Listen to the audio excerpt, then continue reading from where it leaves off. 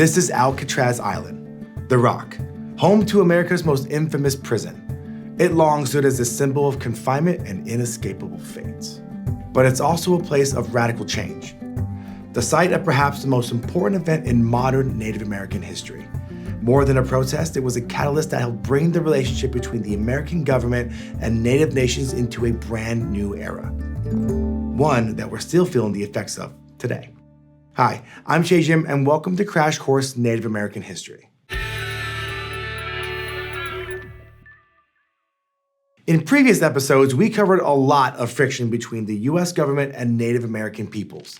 There were broken treaties and forced removal to reservations, the attempted elimination of Native cultures through assimilation and allotment, efforts to repair things that fell short like the Indian Reorganization Act of 1934, and then sweeping reversals of previous agreements with the termination era. Things were pretty bad for centuries. So by the 1960s, tensions were high between Native nations and the US government. Native groups like the American Indian Movement and Red Power Movement had risen up to try to make change. Power to the people. And in November 1969, a group of Native Americans calling themselves Indians of all tribes took over and occupied Alcatraz Island in the San Francisco Bay for 19 months. That's over a year and a half. Side note, Alcatraz Island was originally home to the Muwekma Ohlone tribe for about 10,000 years before the Spanish discovered it.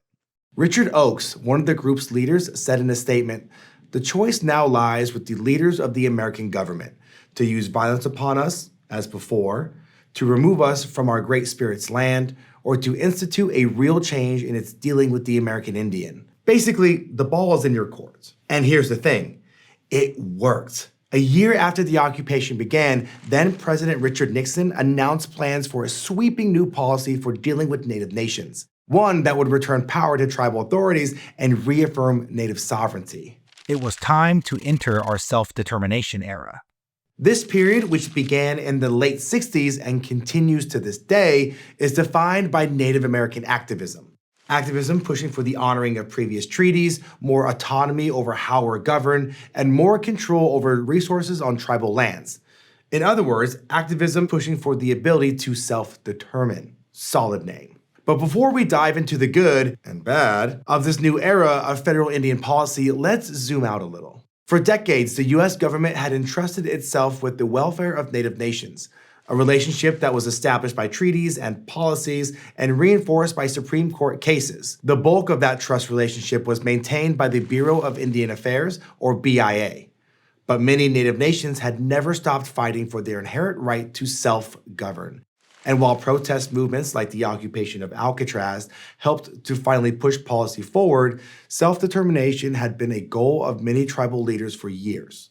Like in the early 60s, the Zuni Nation of what's now New Mexico found a legal loophole that allowed them to take more control over critical community services typically handled by the BIA. By replacing federal employees with elected tribal leaders, the nation gained more say in its own governance. Nixon actually pointed to the success of the Zuni in his speech calling for self-determination, saying, quote, "The time has now come to build on these experiences and to extend local Indian control." In 1975, Nixon's proposal became a reality through the Indian Self-Determination and Education Assistance Act.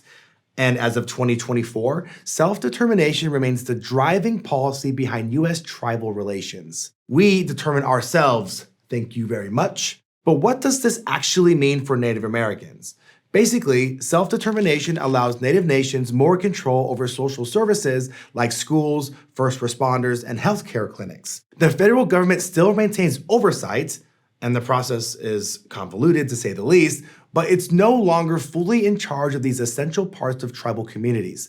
The federal government is also required to consult with Native nations anytime they plan to propose a policy that would directly involve them. Or take education. For over 100 years, the government ran or outsourced Indian boarding schools that focused primarily on erasing Native culture and absorbing Natives into American culture, a process called assimilation. This was often accompanied by physical, sexual, and emotional violence. There's much more on this in episode 12. But in the era of self-determination, most tribes were able to take over governance of BIA-run schools, radically altering the way Native youth were taught. That meant ditching the old assimilation tactics and turning tribal-run schools into places of community and healing. For example, in what's now Oklahoma, the Riverside Indian School once forced Native students to cut their hair and punished them for speaking their languages. Today, Native students there are learning about their history and culture, participating in traditional dances and songs, and wearing customary clothing like moccasins and ribbon dresses. Some of the former students have even returned to serve as teachers, helping to undo the harm of the past. And while the school is still technically operated by the BIA, thanks to self-determination laws, its day-to-day operation is run by local Native administrators and teachers. Course subjects are also being filtered through a Native lens thanks to this new structure. Like using the teachings of Yupik elders in Alaska, some schools have connected their math curriculum to cultural knowledge by teaching about geometry using a traditional salmon rack. By combining culture with context, students are able to better connect with abstract mathematical formulas. And many tribes are finding that teaching in Native languages or using Native cultural touchstones actually reinforces other areas of learning. At the Rock Point chapter of the Navajo Reservation in what's now northern Arizona, all classes are taught in the native language of Navajo. Children learn everything from math to grammar in the language of their ancestors. It's part of the recent effort to revitalize the Navajo language. And not only does it do wonders for the language itself, but researchers found that the students at Rock Point scored higher in math compared to kids on other reservations. They even scored higher in English. Other steps were taken to protect Native children during this period too. Like in 1978, just a few years into the era of self-determination, Congress passed the Indian Child Welfare Act. This made it easier for a Native child to be placed with a relative, tribal foster agency, or other member of their Native nation. It was passed in response to a congressional investigation which found Native children were removed from their homes at much higher rates than non-Native children. Often, they were placed with non-Native families in non-Native communities. And arguably, there's no better resource for Native children than their families and tribes. Children raised by relatives are far more likely to live in a stable environment and more likely to be employed or in school by age 21, and they're less likely to be unhoused or incarcerated. But before you go thinking that the self-determination era is all glitter and roses, there have been, and still are, issues. Remember, during the previous era of termination, lots of Native nations lost their federal recognition, which meant the federal government ended the nation-to-nation relationship they had with those tribes, which also meant they can no longer apply for funding and grants through the new policies. So not every tribe gets to experience the positive effects of self-determination. And then there was corruption and fiscal mismanagement within the BIA itself.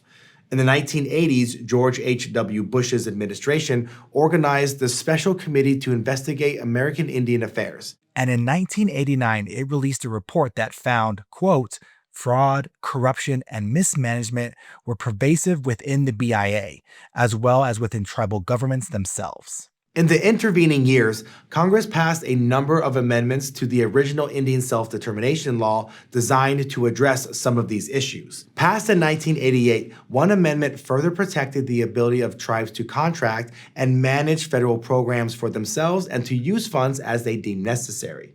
Other later amendments established tribal self-governance as a permanent program within the Department of Interior, or DOI, and the Department of Health and Human Services, or DHHS.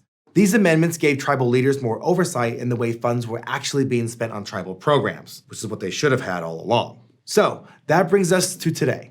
It's now been over 50 years since Native activists sailed into the waters of the San Francisco Bay and claimed an island prison as their own. In 2015, one of the original occupiers, Johnny Bearcub of the Assiniboine and Sioux Nations, spoke at the 45th anniversary gathering. Alcatraz was the beginning. It was also giving permission to everybody in Indian country that it's okay. You can stand up for your rights. In the years that followed, plenty of Natives heeded that call, pushing the U.S. government toward a more just relationship with Native nations, and that work is ongoing. For example, the National Association of Food Distribution Programs on Indian Reservations consults with the U.S. Department of Agriculture to advocate for better access to fresh and traditional foods. That includes increasing tribal control to source healthier options in the food packages serving Native communities. Because here's the thing, self-determination policies have done a lot for Native nations. They've given us more control over our tribal governments, allowed us to provide education to our youth through cultural context, and helped keep Native children with Native families. But they haven't been a cure-all. There are still unrecognized treaties, unceded lands, and legacies of injustice. But the good thing is, there are still people willing to fight for a better world. And who knows, maybe in the years to come, we'll find another path forward and we'll enter a brand new era. In our next episode, we're going to explore some of the ways modern federal Indian policy impacts Natives today, and I'll see you then. Thanks for watching this episode of Crash Course Native American History, which was filmed at our studio in Indianapolis, Indiana, and was made with the help of all these nice people. If you want to help keep Crash Course free for everyone forever, you can join our community on Patreon.